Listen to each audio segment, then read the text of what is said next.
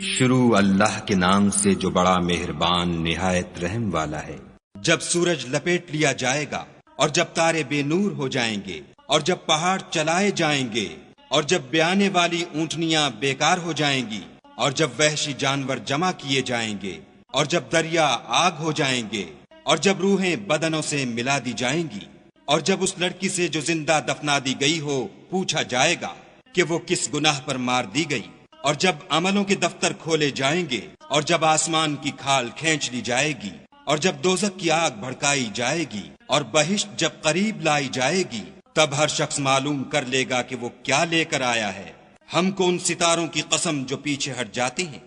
اور جو سیر کرتے اور غائب ہو جاتے ہیں، اور رات کی قسم جب ختم ہونے لگتی ہے اور صبح کی قسم جب نمودار ہوتی ہے، کہ بے شک یہ قرآن فرشتہ عالی مقام کی زبان کا پیغام ہے،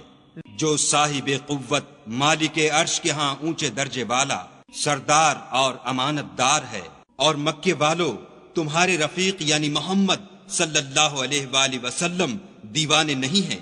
بے شک انہوں نے اس فرشتے کو آسمان کے کھلے یعنی شرقی کنارے پر دیکھا ہے، اور وہ پوشیدہ باتوں کے ظاہر کرنے میں بخیل نہیں، اور یہ شیطان مردود کا کلام نہیں۔ پھر تم کدھر جا رہے ہو؟ یہ تو جہان کے لوگوں کے لیے نصیحت ہے، یعنی اس کے لیے جو تم میں سے سیدھی چال چلنا چاہے، اور تم کچھ بھی نہیں چاہ سکتے